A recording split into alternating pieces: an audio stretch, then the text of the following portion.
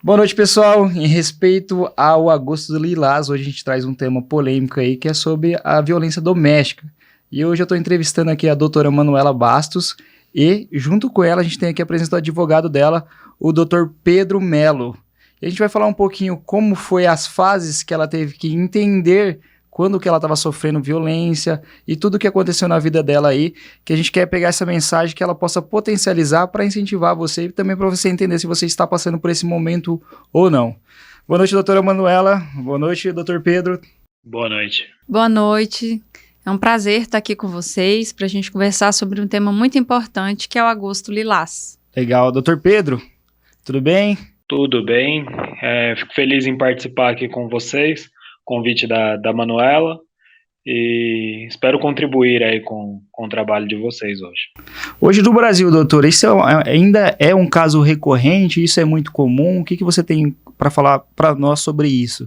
A violência doméstica hoje em dia, infelizmente, ela ainda é uma grande realidade e é algo que é cada vez mais preocupante, né? Porque ainda que a gente tenha uma proteção legal, né, prevista na Lei Maria da Penha e tudo mais, parece que essa legislação ela se torna ineficiente, né? Ao passo que a violência doméstica contra a mulher e contra as crianças também só tem aumentado, né? Ainda que a lei tenha penalidades bastante rígidas, mas parece que é inaplicável, sabe? Parece que ela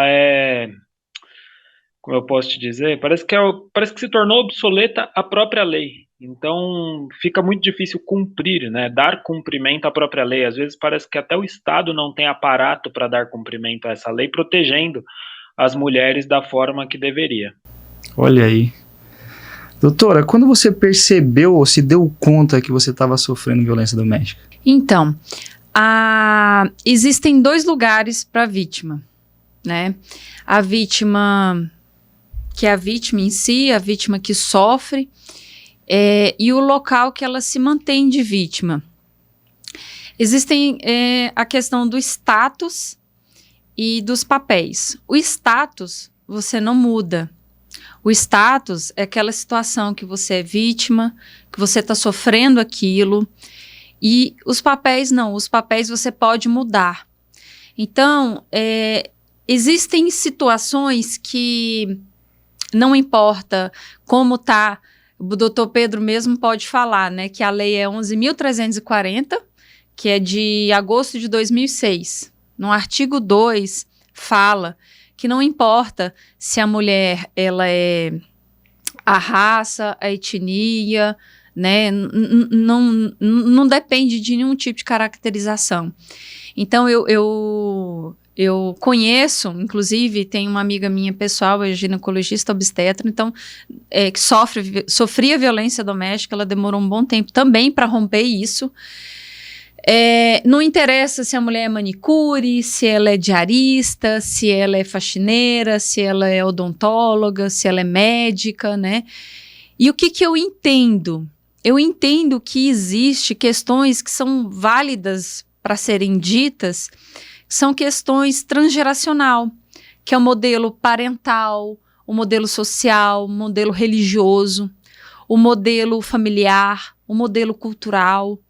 Então, às vezes, a mulher, o modelo que está relacionado à mulher, ao modelo feminino, sempre foi esse geracional. Ela vai ter que se calar, ela vai ter que se silenciar, ela não vai poder se posicionar. Então, em função de uma questão talvez cultural, de uma questão transgeracional, né, de uma questão social, a mulher, ela demora um pouco para... Porque existe toda uma questão de valores, princípios, propósito. A mulher, ela luta por aquilo que faz sentido para ela, né? Que é o desenvolvimento das crianças, né? Então, o que é melhor para os seus filhos. O que é melhor para os seus filhos, né? Então, assim, a mulher, hoje em dia, a mulher, ela trabalha, a mulher estuda, a mulher se posiciona, mas eu entendo que existe muito essa questão cultural, que a mulher, ela se cala, que a mulher tenta, a mulher luta, até até onde ela é colocada numa situação que ela é obrigada, né? Então, eu entendo que existe uma dificuldade pela luta de manter algo que eu acho que é muito bonito, que é a família, né? Então, essa questão cultural mesmo, transgeracional, muitas vezes não impossibilita, mas essa questão dificulta a mulher tomar uma decisão que às vezes pode tanto libertar quanto, né, doutor Pedro, piorar a situação da mulher, né? No sentido de piorar a vida mesmo, né, da mulher em vários sentidos, né? Porque, assim, no artigo 5º dessa mesma lei, fala sobre as formas de agressão. Não é só uma agressão física, né? Tem agressão psicológica, a agressão moral, a agressão patrimonial, né? Então, a sua pergunta foi relacionada à percepção.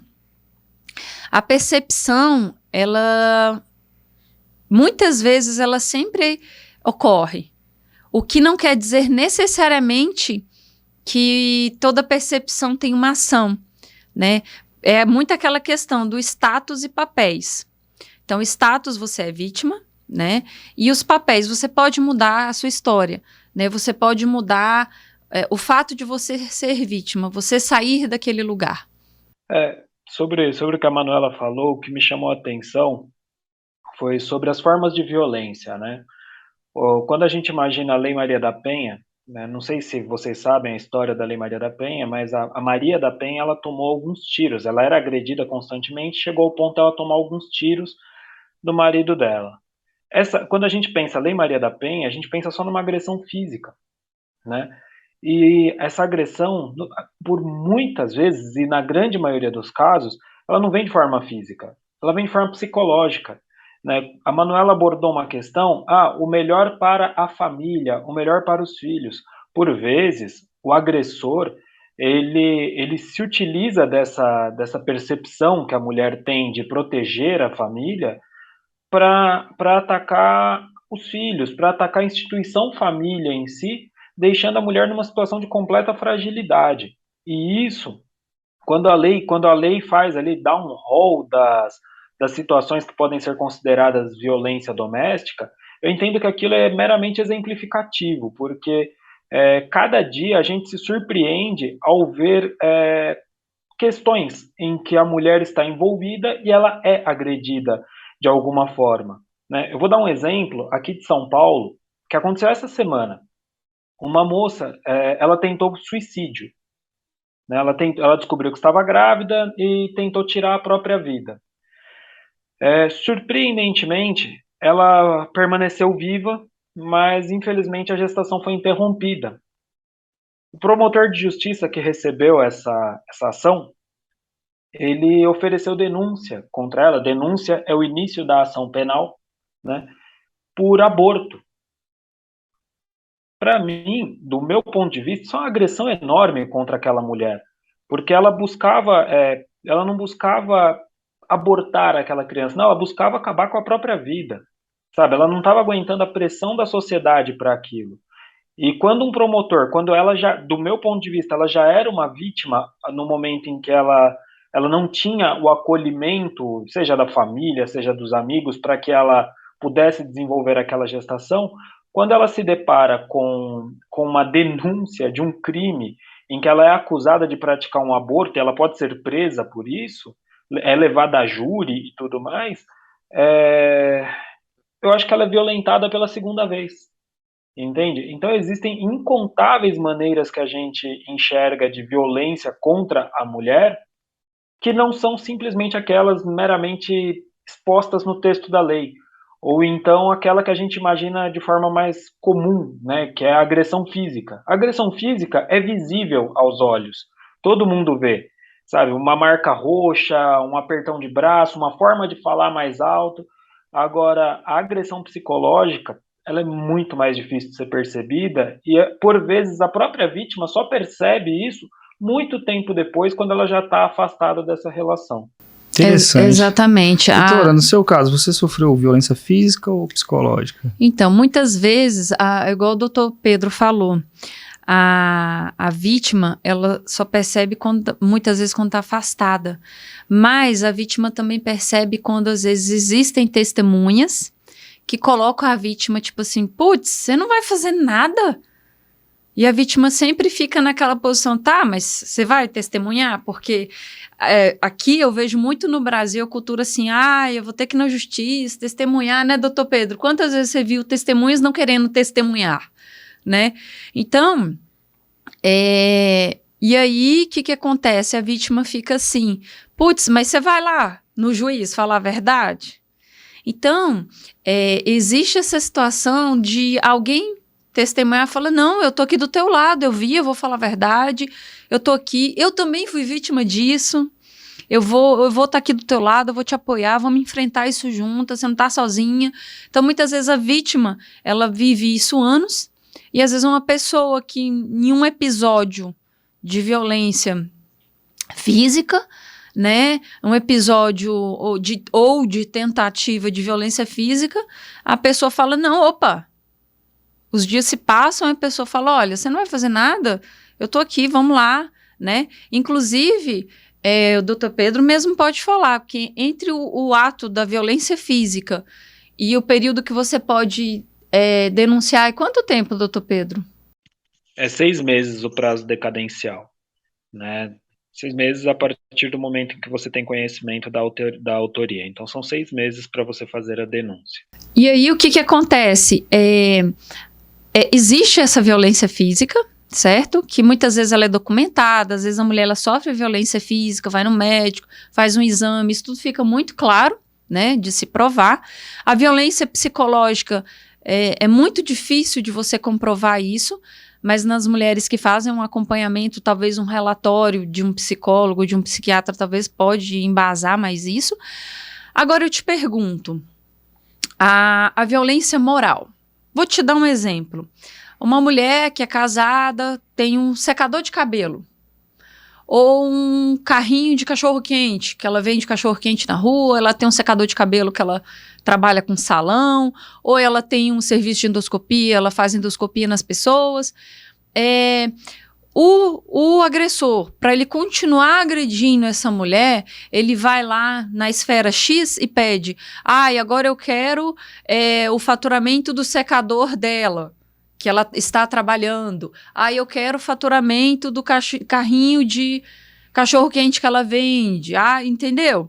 Eu tô te dizendo isso que quando o agressor ele vai em alguma outra esfera lutar pelo instrumento de trabalho da mulher, que é aquele único instrumento de trabalho, por exemplo, um secador de cabelo, né?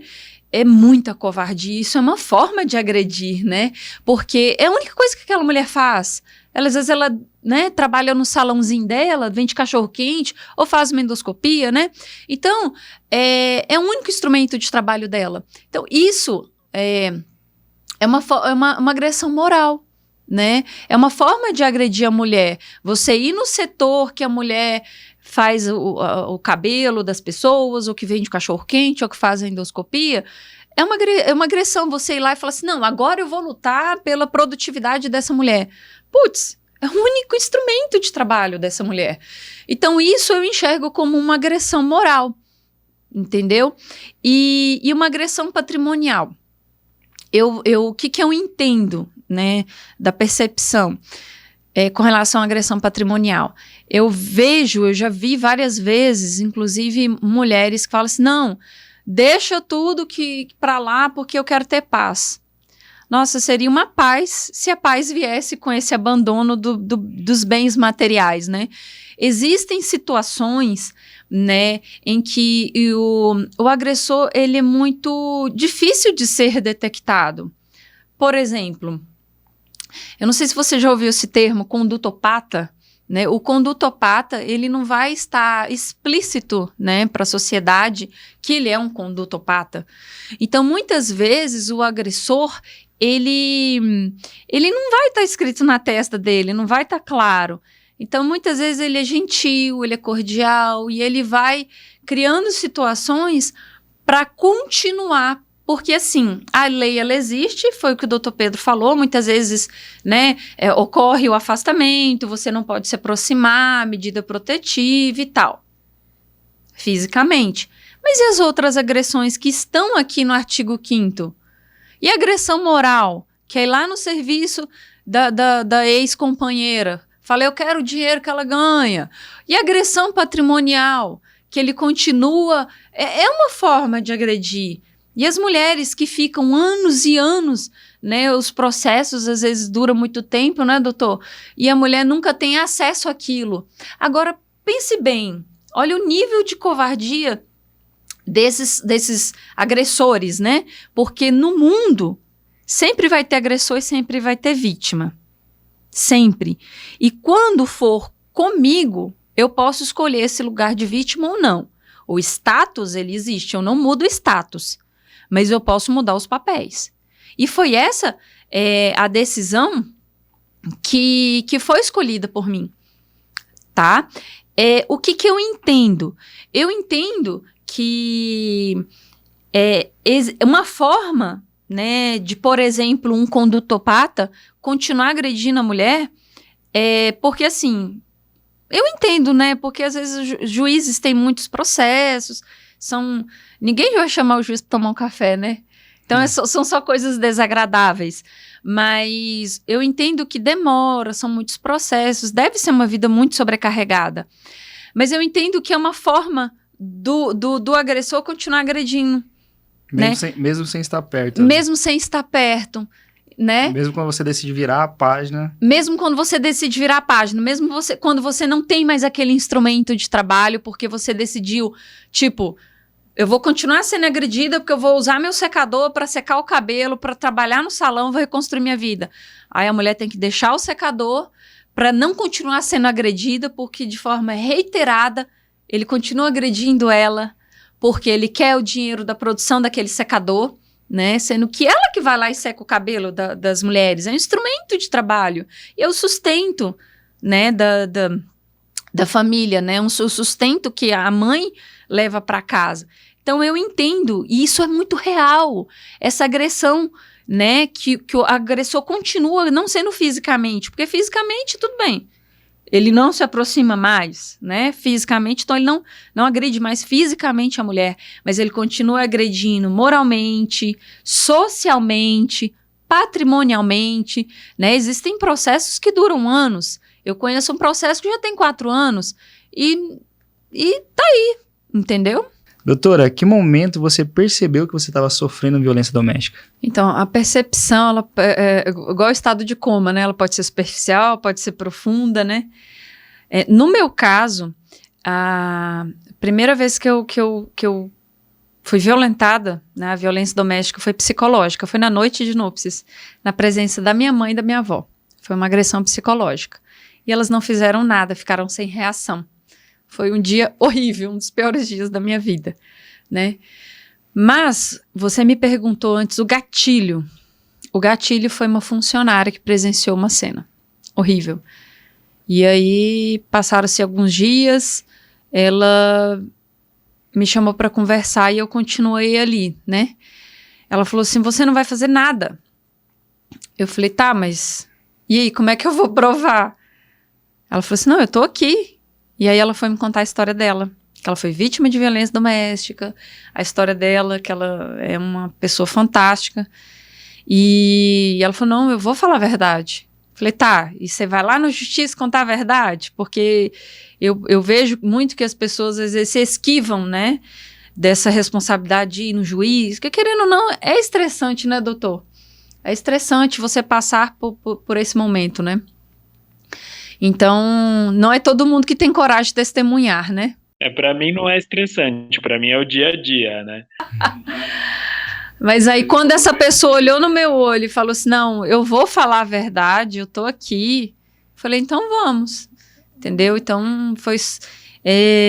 ainda mais assim, porque eu não sou de Vilhena, não conheço ninguém aqui, minha família não é daqui, né? Então, não foi fácil. Então, o apoio foi a base fundamental para você buscar ajuda. O apoio. E no momento que você se sentiu apoiado e foi atrás de sair dessa situação, quem você procurou? Qual foi os primeiros passos que você tomou ali? Então, quando você sofre violência doméstica, sempre é bom você ter uma testemunha, uma forma de você provar, né? No meu caso, foi tudo muito bem documentado. Você vai na delegacia, né, na DEAN, na Delegacia de Atendimento à Mulher, né, doutor Pedro? Aqui em Vilhena tem, lá na Avenida Paraná. Fui muito bem atendida. Lá tem a doutora Solângela. Fui atendida primeiro pela Rosângela. E fui muito bem recebida pelas mulheres lá. Fui atendida por mulheres. E foi... no primeiro dia, eu fui depois atendida na DEAN, porque o meu lá só ficava aberto, não sei se ainda só fica até as 13 horas. Eu fui fora desse horário, então eu fui atendida essa delegacia aqui em frente ao Posto Tafarel, na Unisp, né? Eu fui atendida ali, na Unisp. O primeiro atendimento foi lá. Mas existe a DEAN, que é a Delegacia de Atendimento à Mulher, e é um ambiente bem acolhedor, assim. Eu acho que vale a pena ir lá se você passa por essa situação. Legal. Doutora, esse processo é padrão? Ou você indicaria alguns processos padrões para você começar a caminhar para sair dessa situação? Eu entendo que cada caso é um caso, sabe? Eu acho que o primeiro passo, quando a mulher identifica que ela está sofrendo violência doméstica, o primeiro passo é ela procurar apoio, né? A Manuela, ela conhece bem o meu trabalho, eu sou especialista em direito de família e sucessões. E no meu perfil de trabalho, eu costumo ser muito acolhedor. Eu ouço, eu converso, eu quero entender, quase um psicólogo, né? Por quê? Porque às vezes a mulher ela precisa ser acolhida, a pessoa que está sofrendo a violência ela precisa ser acolhida. Então, o primeiro passo é buscar o acolhimento, seja num parente, seja num amigo, seja apoio psicológico, mas quando a violência ela é gritante, ela está ali perceptível para todo mundo, o primeiro passo é procurar a polícia. E a polícia, normalmente, eles têm que ter a polícia especializada, né? Em Vilhena chama DEAN, né? Aqui em São Paulo chama DDM, Delegacia de Defesa da Mulher, né? Então procura a delegacia, mas tenta procurar, se for sempre que possível, a delegacia especializada. Por quê? Porque são pessoas que estão preparadas para o acolhimento nesse tipo de situação, né? Então, procurando isso, já é o primeiro passo. A partir dali, procure orientação. Estou sofrendo violência psicológica. Tem os órgãos estatais, eu acho que em Vilhena chama CAPS. Tô errado, Manuel? Tem o CAN, Centro de Atendimento à Mulher, eu já fui lá. É bem acolhedor. Não sabia que existia isso. Existe. Tem uma equipe muito boa de psicólogos. Próximo passo, vamos imaginar o seguinte, é uma situação que eu não tenho para onde ir, o único lugar que eu tenho para morar é a minha casa, e eu estou sofrendo violência dentro da minha casa. Procura um advogado ou procura a Defensoria Pública e busca uma medida de afastamento do lar, para que o agressor ele seja afastado do lar, entende? E aí começa-se uma batalha jurídica, que a Manuela já começou a falar aí, que por vezes leva anos, infelizmente, né? Mas tem que procurar, o primeiro passo é sair da situação de violência e o segundo passo é procurar o acolhimento. O primeiro passo é o afastamento. Você passou por todas as etapas e você se sentiu assistida? Por todas as etapas. Eu fui recebida no oficial de justiça e é bem efetivo, assim, sabe? Eu achei aqui em Vilhena a equipe bem efetiva mesmo. É uma pergunta aqui bem pra gente tocar aí, não de uma forma, só para dar mais clareza. Hoje, o que você vê que esse trauma trouxe de consequências para sua vida atual hoje? Então, igual o doutor Pedro falou, essa pergunta existe uma gama de situações. Foram processos, né, na vida da Manuela, né? E eu cheguei, levou um tempo, né? Eu tive um apoio da minha mãe. A minha mãe me acolheu, a minha mãe largou a vida dela, veio para cá. A minha mãe entendeu, meu pai não. Meu pai achava que eu tinha que abandonar minha vida em Vilhena e ir embora. Minha mãe foi a primeira que me acolheu. Deixou a vida dela para vir me acolher e colher as Marias. Eu passei por um processo bem exaustivo, né, até chegar ao Dr. Pedro, que o Dr. Pedro, apesar de ser homem, né, eu sempre imaginei assim na minha cabeça, a mulher ela entende, né, no caso da Manuela, eu me senti muito acolhida pelo Dr. Pedro, recomendo o trabalho do Dr. Pedro Mello, é um profissional assim fantástico, ele extrapola. Eu achei muito interessante sobre o secretário, né, das Ciências e Tecnologias, ele me falou uma coisa que marcou muito, doutor Pedro, e isso encaixa muito no senhor. Ele fala sobre sucesso, né? Eu gosto muito do Brasil Paralelo. E aí ele falou que a mãe dele ensinou muito isso para ele, para você vencer na vida. Estude, trabalhe, persista e faça, sempre faça mais do que esperam de você. E o doutor Pedro, ele sempre faz mais do que estar dentro da esfera da responsabilidade dele. As consequências, para mim, foram, que é o core da tua pergunta, eu expliquei que eu tive todo esse apoio, porque, querendo ou não, eu entendo o judiciário, porque é muito... deve ser muito exaustivo para os juízes, isso leva muito tempo, então os problemas não se resolvem, né? Então eu acredito que eu sou muito abençoada por Deus, porque eu tenho todo esse apoio. E as consequências? Existem uma série de desafios. Existem vários desafios. Esses desafios, eles podem virar motivos de revolta e de aprendizado. Então, eu tenho uma escolha. A vida ela é feita de escolhas, né? Então, a partir do momento que eu saio do status de vítima e eu vou pro meu papel de não ocupar mais esse lugar, porque a vida ela é dinâmica. Então, você pode pegar essa série, então você pode transformar essa consequência em revolta ou aprendizado. Então, eu enxergo muito o amor na dor. Então, hoje, eu enxergo que eu sou uma pessoa melhor, uma mãe melhor, uma mulher melhor, uma profissional melhor, porque eu saí desse lugar de vítima, que ele foi realmente um lugar meu, né? E eu não sou mais vítima, porque isso foi uma questão de escolha. Então, eu aprendi muito. Hoje, dou meu testemunho da minha história, porque a mulher, não interessa se ela é uma manicure, se ela é uma médica, se ela é uma advogada, ela é vítima. Não interessa se ela é negra, se ela é branca, não interessa, ela é uma mulher e ela é um ser humano. Então, eu entendo que tudo que eu vivi, eu guardo todas as pedras que eu encontro no meu caminho, porque um dia eu vou construir um castelo. Então, o que eu estou querendo te dizer que as consequências, elas existem. Eu entendo que o propósito da minha vida é desenvolver as minhas filhas e dar autonomia para elas. Isso tem um custo, não é só financeiro, não, é existencial. Uma mulher que estava no status de vítima, que eu estava no fundo do poço, passando por todas aquelas situações, né, doutor Pedro? E aí me chega...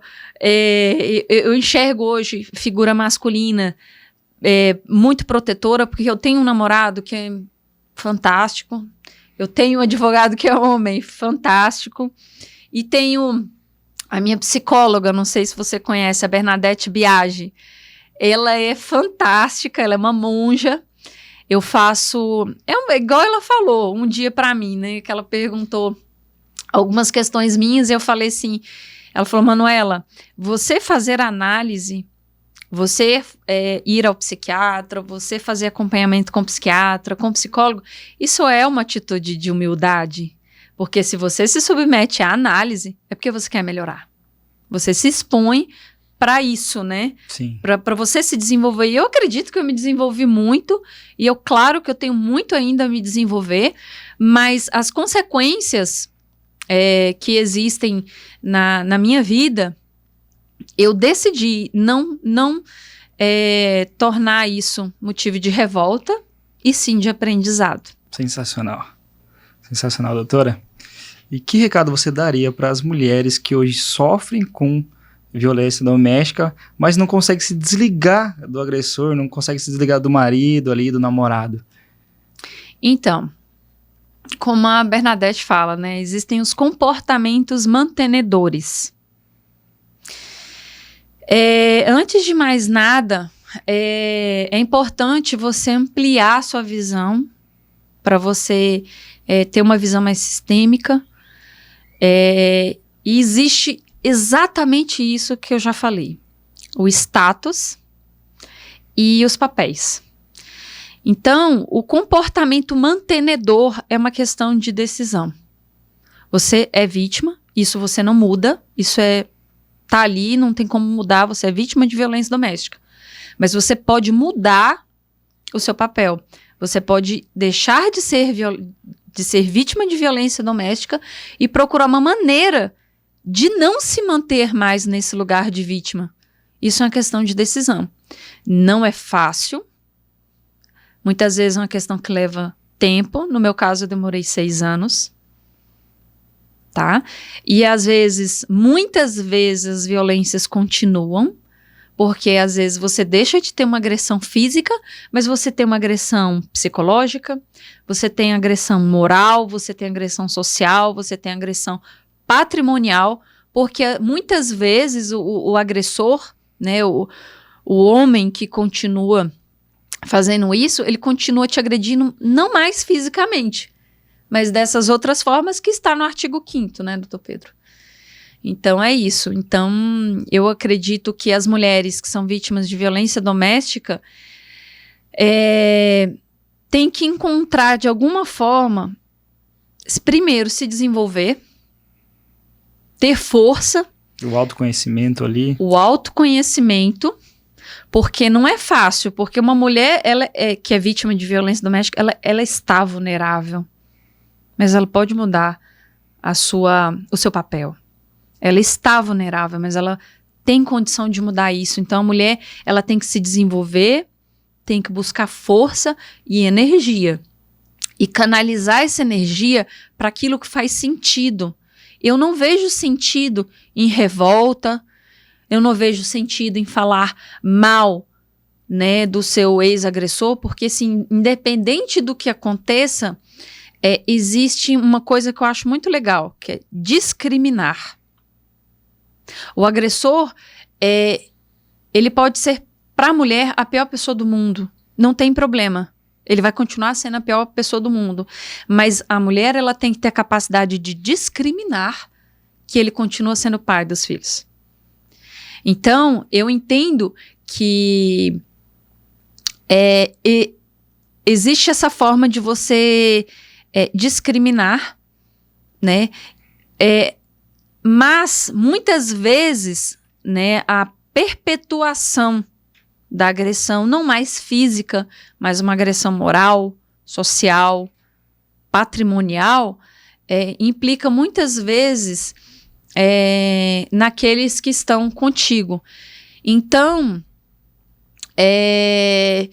eu continuo em Vilhena, eu amo Vilhena. Não tem aquela música do César Menotti e Fabiano, né? Aqui que eu amo, é aqui que eu quero ficar. Eu gosto muito porque configura realmente... Eu já passei por algumas cidades e eu gosto muito de Vilhena.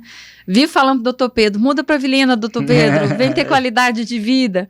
Porque eu acho muito legal, tem um bom tempo que eu estou com dificuldades financeiras, e aí eu estou sem carro de um bom tempo, eu entro no Uber, doutor Pedro. Aí o Uber falou, oi, doutora Manuela, todo mundo me conhece, isso é gostoso. Porque aqui eu me sinto segura. Se eu for para um outro... pequena, todo mundo se conhece. Aqui eu me sinto segura, sabe? Legal. Eu acho aqui muito legal, eu gosto de Vilhena. Eu estou enfrentando há 4 anos, né, doutor Pedro? Muitas dificuldades, muitos desafios.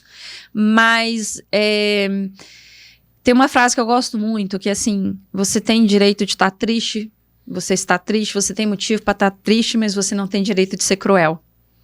Então, eu vou tentar até onde eu conseguir continuar aqui em Vilhena, lutar pela minha história, pela história das minhas Marias, porque eu quero que elas fiquem comigo aqui, eu quero que elas convivam com o pai, porque a minha história com ele não deu certo, mas a história delas com ele pode dar, e eu tenho que dar essa oportunidade. Foi uma opção minha de não ir embora de Vilhena.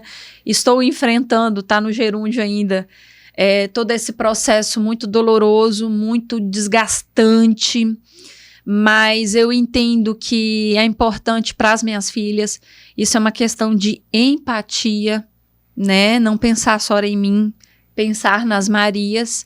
Então, eu ainda continuo em Vilhena e devo muito a Vilhena. E as mulheres que se sentem agredidas de alguma forma pelos seus companheiros, vale a pena pensar. É algo que não é fácil, porque você sair da sua zona de conforto pode custar muito caro. E esse preço existencial, ele pode se tornar mais custoso com o término e depois do término do que você permanecer debaixo do mesmo teto com o agressor.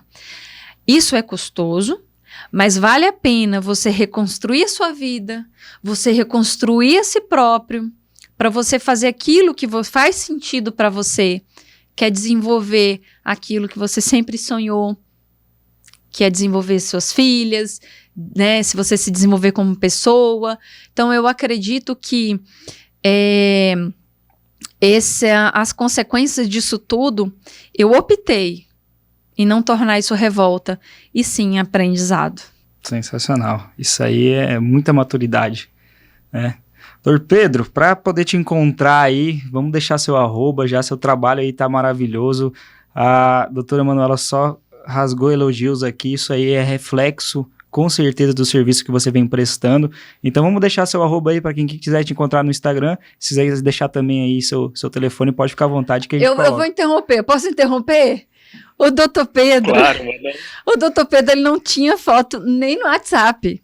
Eu não sei nem se ele colocou, porque assim, você não acha o doutor Pedro em lugar nenhum. Ele foi realmente indicação de uma mulher que sofria violência, uma advogada, veja bem, né? Você não precisa, eu entendo que no Brasil a população que sofre mais violência doméstica são as mulheres com questões socioeconômico-culturais mais inferiores, mas veja bem, a mulher que me indicou o doutor Pedro é uma mulher advogada, linda,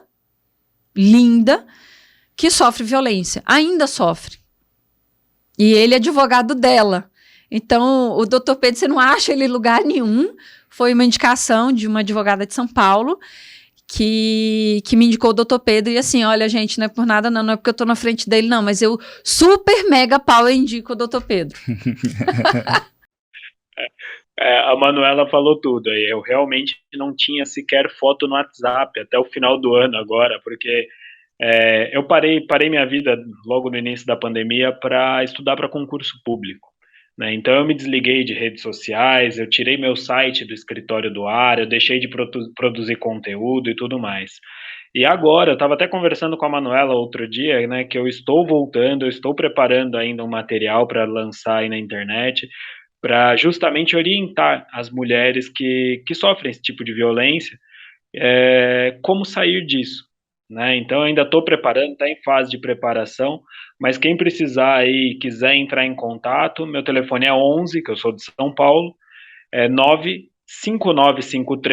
95953-2444. Precisando é só chamar, tá? Eu converso, eu oriento. A Manuela sabe bem, já tive reuniões com a Manuela aí que duraram 4 horas. 4 horas. Paciência de Jó. E, aliás, a Manuela, curiosamente, só para linkar com o que você perguntou sobre as fases as fases que a Manuela passou, eu conheci a Manuela, ela estava num turbilhão na vida dela, né? E hoje, a Manuela que está sentada na sua frente, seguramente não reconheceria a Manuela que eu conheci 1 ano e meio atrás. né? Porque era outra pessoa, era uma pessoa que vivia assustada, vivia com medo, e hoje é bonito ver a Manuela sentada, falando com segurança, falando com carinho do Adriano, que é uma pessoa fantástica, falando das Marias dela com tanta calma e tranquilidade. Porque se fosse um ano atrás, a Manuela estaria chorando. Né? E isso é fruto da rede de apoio que ela tem, seja pelo Adriano, seja pelas próprias filhas que fortalecem muito ela, e também pela psicóloga dela, né? Que é uma pessoa fantástica. Ela já falou aí da Maria Bernadette, e é uma pessoa fantástica. Então, essa rede de apoio que ela tem é o que fortaleceu ela, a ponto dela chegar hoje e conseguir falar disso tranquilamente sem chorar, o que é mais impressionante, porque ela choraria fácil. Né? Então, eu queria agradecer a vocês a abertura do espaço para que as mulheres saibam que elas têm que ser acolhidas, têm que ser protegidas, têm que ser orientadas, aproximadas, e existe um caminho, existe por onde. Né? Então, vocês abrindo esse espaço aí fica maravilhoso, ainda mais com o exemplo da Manuela. Legal, a gente espera que esse conteúdo acerte, que ele consiga chegar a muitas mulheres que precisam se fortalecer e entender. E ó, um exemplo claro aqui, como o doutor falou aí, há 1 ano e meio a transformação que ela sofreu a partir do momento que ela escolheu sair do papel de vítima para ser o papel de protagonista agora da sua vida, né, doutora? Exatamente. E isso tudo foi uma construção, né? Porque acho que vai fazer 4 anos que eu me divorciei, que eu me separei. Então, é um processo, né, doutor? Tudo na vida você passa por fases. Encerrar um ciclo de um relacionamento, ainda que não exista o conflito, né, a violência e tudo mais, já é difícil. Quando você passa por esse conflito, quando você passa por esse encerramento de ciclo do casamento com violência, isso pode ser traumatizante, pode levar para o resto da vida, sabe? Se você não buscar o apoio, e outra, uma coisa que eu estava estudando esses dias, que eu tenho, como a Manuela falou, eu tenho essa minha amiga que eu queria muito falar o nome dela aqui, mas como a Manuela falou que ela ainda sofre violência, eu vou poupar ela disso. Mas eu tenho ela e tenho uma outra colega, advogada, amiga minha muito grande, a doutora Aline, que a doutora Aline ela é uma advogada extremamente feminista, né? E ela consegue transferir para as pessoas essa ideia da dor da mulher, né? E quando você enxerga que a mulher consegue sair desse ciclo e, por vezes, o caminho que a mulher encontra é o suicídio, isso é muito ruim. Agora, quando a mulher sai disso sem essa tentativa, sem essa dor, ela sai muito mais forte. Né? E quando ela enxerga a luz no fim do túnel, ela acha o caminho para ela. Então, o recado que eu deixaria para uma mulher hoje que passa por violência doméstica é: busque apoio e não desista. Porque se você não desistir, um dia você chega lá. Então, Alan, queria agradecer a oportunidade desse dia, desse final de dia produtivo, a gente falar sobre um tema, porque eu nunca falei em lugar nenhum, né, me manifestar sobre um assunto delicado, né, como o doutor Pedro falou. Até então, eu nunca falei sobre isso porque eu não me sentia preparada, né, algumas pessoas levam algum tempo para poder olhar o problema de frente, né, doutor Pedro, e encarar a realidade, né.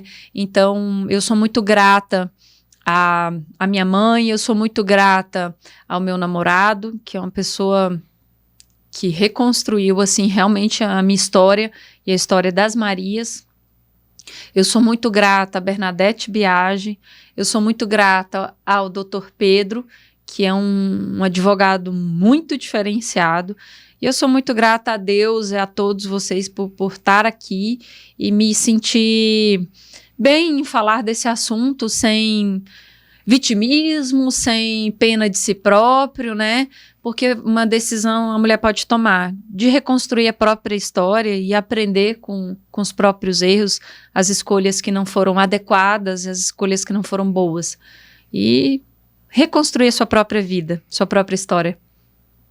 Que legal. Doutora, você pode ter certeza que você falando, você vai ajudar muito mais pessoas do que ficando de boca fechada. Sim. Tá ok? Um grande abraço, pessoal, e até a próxima. Fiquem com Deus.